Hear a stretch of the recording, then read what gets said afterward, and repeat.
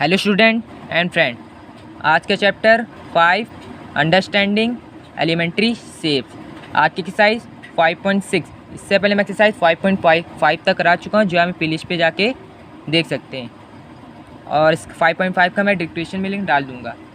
आज question number 1 पे आते हैं। तो यहाँ बोला गया है name each of the following triangles.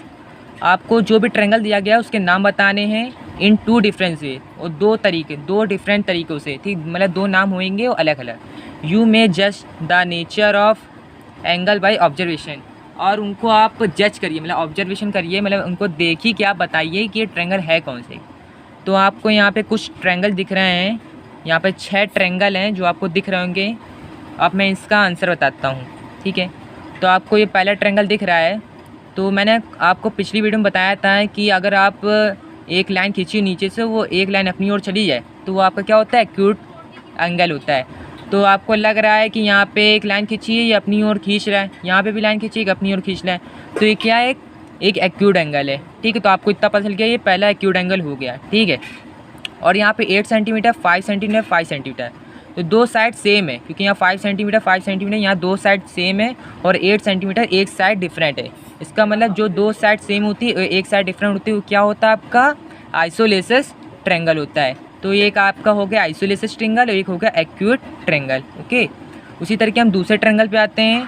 तो अब ये क्या है, आपको एक लाइन खींची और स्ट्रेट जा रहा है, तो इसका मतलब क्या है, ये राइट एंगल हो रहा है।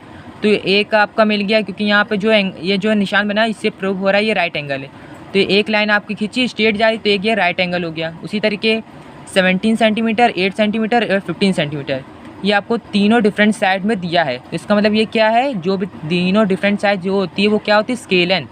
तो एक आपका ये हो गया स्केलन ट्रेंगल, क्योंकि यहाँ तीनों डिफरेंट साइड है आपकी 8 सेंटीमीटर, 50 सेंटीमीटर, 70 सेंटीमीटर।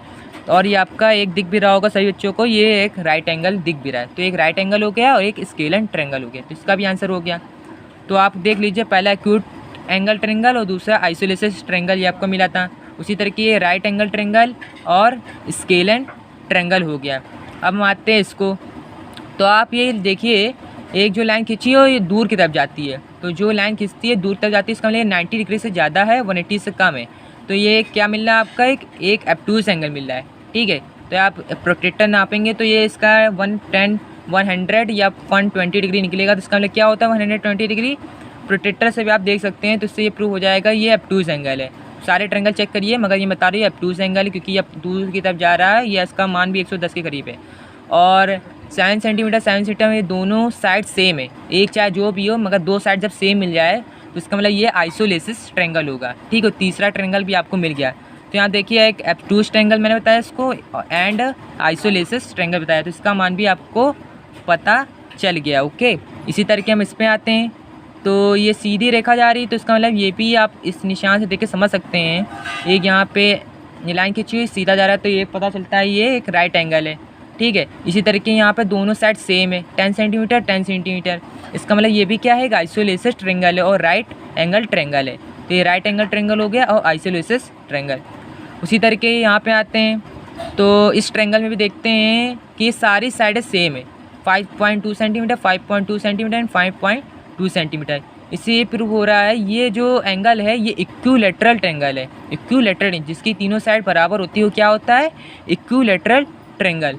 और तो आपको इसको देख के भी याद आ रहा होगा, ये अपनी लाइन अपनी ओर ही खींच ले रहा है। तो इधर भी देखिए, ये आपने लाइन खींचा नीचे, अपनी ओर चली गई, फिर ये लाइन खींचा, अपनी ओर चली गई। तो जो लाइन अपनी ओर खींच जाती है वो क्या होती है, एक्यूट ट्रेंगल। इसका मान भी 90 डिग्री से कम आएगा, आप प्रोट्रैक्टर से देख लीजिए। तो इसका आंसर क्या हो गया, एक एक्यूट ट्रेंगल और इक्विलैटरल ट्रेंगल। तो ये आपका एक्यूट एंगल ट्रेंगल और इक्विलैटरल ट्रेंगल, ये अभी आंसर मिल गया आपका। और चौथा वाले का मैंने बता ही दिया था, right angle triangle and isosceles triangle हो गया, ठीक है। उसी तरीके इसमें आते हैं। तो आपको दिख रहा होगा ये आपका 90 डिग्री से कुछ ज़्यादा, मतलब कि 95 डिग्री बना रहा है, और ये भी मतलब कि थोड़ा दूर जा रहा है, मतलब अपनी लाइन से अपनी तरफ नहीं खींच रही है, थोड़ा दूर जा रहा है।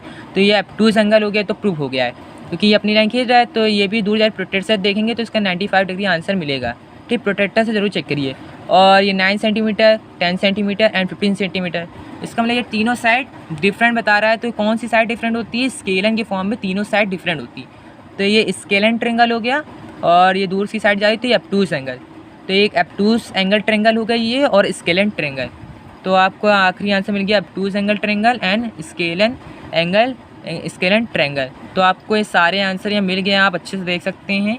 ठीक है, मेरी वीडियो ऊपर नीचे कर लीजिए, आपको सारी चीज़ समझ में आ जाएगी। ठीक है, अब आते हैं क्वेश्चन 2 पे। क्वेश्चन 2 यहाँ पूछा गया है, name the types of following triangle. आपको एंगल के टाइप्स देख के उनके नाम बताने हैं। ठीक है, तो बस टाइप देखने, तो यहाँ पे पहला लिखा है triangle with length of side. एक दिया गया है, ट्रायंगल की साइड दी गई है, लेंथ ऑफ साइड दी गई है, एक 7 सेंटीमीटर, एक 8 सेंटीमीटर और एक 9 सेंटीमीटर। ट्रायंगल की साइड दी गई है 7 सेंटीमीटर, 8 सेंटीमीटर एंड 9 सेंटीमीटर। तो आपको मैंने बताया था जिनकी तीनों साइड डिफरेंट, वो क्या होता है, स्केलन ट्रायंगल। तो पहला आंसर क्या मिल गया आपका, स्केलन ट्रायंगल। उसी तरीके बी पे आते हैं, तो बी पूछा गया angle triangle ABC, triangle ABC with AB equal to 8.7 centimetre, AC equal to 7 centimetre and BC equal to 6 centimetre. तो इस ट्रायंगल की भी तीनों साइड आप देखिए डिफरेंट है, आपको डिफरेंट दिख रही होगी इस तीनों की साइड। तो इससे ये भी प्रूफ हो रहा है ये क्या है कि स्केलन ट्रायंगल, क्योंकि इसकी तीनों साइड डिफरेंट है, तो स्केलन ट्रायंगल ये भी हो गया। उसी तरीके हम आते हैं सी पे, तो यहाँ पे ट्रायंगल PQR एक लिया गया है। आप फिगर ना बनाइए, आप सिर्फ आंसर दीजिए क्योंकि इसमें नाम बताना है। Such that PQ equal to QR equal to PR, मतलब तीनों साइड क्या है 5 centimetre. PQ equal to QR equal to PR बराबर 5 सेंटीमीटर। जिनकी तीनों साइड बराबर होती है वो क्या होते हैं, इक्विलैटरल ट्रायंगल। तो इसका आंसर क्या हो गया आपका सी का, इक्विलैटरल ट्रायंगल। आपको सारे आंसर दिख रहे हैं, कोई दिक्कत है कमेंट के थ्रू जरूर बताइए। अब डी पे आते हैं, ट्रायंगल DEF। ठीक है, तो विथ M एंगल D, तो यहाँ पे M एंगल D की क्या वैल्यू लिखी है, 90 डिग्री, और एक ट्रायंगल में दिया है, तो जो भी 90 डिग्री होता है वो क्या होता है, राइट ट्रायंगल। तो राइट एंगल ट्रायंगल हो गया ये भी आपका, तो आंसर डी भी आपको मिल गया। उसी तरीके हम आते हैं यहाँ पे triangle XYZ with M angle Y equal to 90 degree and XY equal to YZ। इसका मतलब ये है कि ये एक राइट एंगल है और इसकी एक जो ट्रायंगल होगा उसकी दोनों साइड बराबर है। तो जो एक राइट साइड बराबर होती है और दो साइड एक राइट एंगल है और दोनों साइड जिसके बराबर होती है वो क्या होता है, आइसोलेसिस राइट एंगल ट्रायंगल। क्योंकि उसका एक राइट एंगल ट्रायंगल है और उसकी दोनों साइड बराबर है, तो आपको इस टाइप से बना होगा, तो वो राइट एंगल तो होएगा और आइसोलेसिस भी ट्रायंगल होगा, तो उसको क्या बोलेंगे, आइसोलेसिस राइट ट्रायंगल ट्रायंगल। तो आंसर क्या दिया है, आइसोलेसिस राइट ट्रायंगल। ओके, उसी तरीके हम आते हैं यहाँ पर और कुछ दिया है। हाँ, यहाँ पर एक FG दिया था, F दिया है यहाँ पे, triangle LMN with M angle L equal to 30 degree. एक M angle L equal to 30 degree दिया है, उसके बाद M angle M equal to 70 degree दिया है और M एंगल N 80 डिग्री दिया है। तो ये ट्रायंगल में कुछ फॉर्म में दिए गए हैं और इनके सारी वैल्यू 30 डिग्री, 70 डिग्री, 80 डिग्री, मतलब कि 90 डिग्री से कम है। M angle L, M angle M और M एंगल N, इसकी 30 डिग्री, 70 डिग्री और 80 डिग्री दी, इसका मतलब 90 एंगल से 90 डिग्री से कम है। तो क्या हो जाएगा ये एक्यूट एंगल ट्रायंगल, क्योंकि 90 डिग्री से कम जितनी भी वैल्यू होती है सब क्या कहलाती है, एक्यूट ट्रायंगल। एक्यूट एंगल होता है, तो ये क्या हो जाएगा, एक्यूट एंगल ट्रायंगल, क्योंकि 30 डिग्री, 70 डिग्री और 80 डिग्री इसकी वैल्यू है। ठीक, तो आपका ये एक्यूट एंगल ट्रायंगल हो गया। तो आपको यहाँ पे कुछ सारे आंसर दिख रहे हैं, आपको कोई भी दिक्कत लग रही है तो आप कमेंट थ्रू जरूर बताइए। ठीक, अब आते हैं यहाँ पे क्वेश्चन 3 पे, तो यहाँ मैथ द फॉलोइंग करके दिया गया है। मैंने यहाँ तक आपको सारी चीज़ बता दिया है, मैच द फॉलोइंग, आपको कोई दिक्कत नहीं होगी। ठीक है, तो मेजर द ट्रायंगल, यहाँ को मतलब कि ये ट्रायंगल के नाम दिए गए, मतलब ट्रायंगल के मान दिए गए हैं, मतलब किस टाइप से होते हैं 1 2 3 4 5, और यहाँ टाइप्स ऑफ ट्रायंगल, यहाँ ट्रायंगल्स के नाम दिए गए हैं। ठीक, आपको मैच करना है। ठीक है, तो आपको यहाँ बताना है 3 साइड ऑफ इक्वल लेंथ। आपको पता होगा जिनकी तीनों साइड बराबर होती है, जिनकी तीनों लेंथ बराबर होती है, 3 साइड इक्वल होती है, तो क्या होता है, इक्विलैटरल ट्रायंगल। तो यहाँ इक्विलैटरल, इसका मतलब पहले का ई आंसर हो गया। ठीक है, उसी तरह के यहाँ बोला गया 2 साइड ऑफ इक्वल लेंथ, जिनकी 2 साइड बराबर होती है क्या होते हैं, आइसोलेसिस ट्रायंगल। तो यहाँ पे आपका ये दूसरे का क्या निकल गया, ये आइसोलेसिस, तो इससे यहाँ आइसोलेसिस लिखिए, क्योंकि यहाँ ट्रायंगल नहीं लिखा तो आइसोलेसिस सिर्फ लिखिए। ठीक है, आपका दूसरे का जी आंसर हो गया। उसी तरीके आप all side are different length, जिनकी सारी साइड डिफरेंट होती है क्या होते हैं, स्केलन। अब जिनकी सारी साइड डिफरेंट होती है क्या होते हैं, स्केलन, तो आपका स्केलन हो गया। ठीक है, उसी तरीके आते हैं 4th पे, तो यहाँ बोला गया 3 एक्यूट एंगल, मतलब 3 एक्यूट एंगल, चाहे जितने एक्यूट एंगल वो एक्यूटे कहलाएंगे। तो 3 एक्यूट एंगल तो क्या होंगे, एक्यूड एंगल ही होंगे। ठीक, उसी तरीके से यहाँ बोला कि एक राइट एंगल, तो राइट एंगल एक ही होगा तो वो भी राइट एंगल ही होगा। ठीक है, तो यहाँ पे राइट एंगल। ठीक है, उसी तरीके मतलब कि चौथे का आंसर आपका हो गया एफ़ और पाँचवें का आंसर हो गया आपका डी। ठीक है, उसी तरीके आ गया वन एप्टूज एंगल, एक एप्टूज एंगल है तो इसका मतलब एक ही एप्टूज एंगल वो भी होगा, तो यहाँ पे एप्टूज एंगल वो भी हो गया, तो इसका मतलब छठे का आंसर सी हो गया।